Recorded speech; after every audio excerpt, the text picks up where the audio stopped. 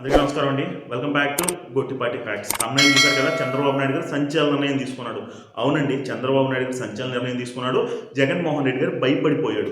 జగన్మోహన్ రెడ్డి గారు భయపడిపోయి అతనికి 838 ఓట్లలో సుమారు 500 ఓట్లకు పైగా అతనికి మెజారిటీ ఉంది. 500 మందిని వివిధ ప్రాంతాలకు తరలించేశారు. ఒకళ్ళని బెంగళూరుకి, కొంతమందిని చెన్నైకి, కొంతమందిని గోవాకి అయితే తరలించారు. ఎందుకంటారా? విశాఖపట్నంలో ఎమ్మెల్సీ ఎలక్షన్ ఉంది. స్థానిక సంస్థల ఎమ్మెల్సీ ఎలక్షన్. ఈ ఎమ్మెల్సీ ఎలక్షన్లో అతన్ని తరలించినప్పటికీ అక్కడి నుంచి ఫోన్స్ అయితే చంద్రబాబు నాయుడు గారికి, లోకేష్ గారికి అండ్ వాళ్ళకి సంబంధించిన ఎమ్మెల్యేలకి, మంత్రులకి అయితే వస్తూనే ఉన్నాయి. మేము మీకే ఓటేస్తాం, మమ్మల్ని పార్టీలో చేర్చుకోండి, మేము మీకే ఓటేస్తాం, మమ్మల్ని పార్టీలో చేర్చుకోండి. అయినా సరే చంద్రబాబు నాయుడు దానికి తిరస్కరించాడు. ఎందుకంటారా?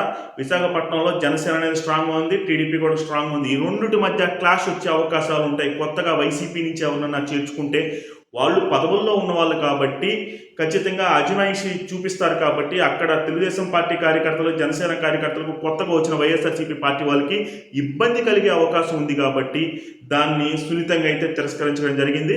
ఎమ్మెల్సీ ఎలక్షన్లో బహుశా చంద్రబాబు నాయుడు గారు ఎవరిని పోటీ పెట్టట్లేదు అని చెప్పి మనకైతే సమాచారం అయితే వచ్చింది.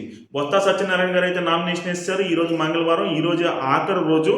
ఈరోజు కనుక నామినేషన్ వేయకపోతే బొత్స సత్యనారాయణ గారు ఒక ఏకగ్రీవంగా ఎమ్మెల్సీగా ఎన్నికయ్యే అవకాశం అయితే ఉంది.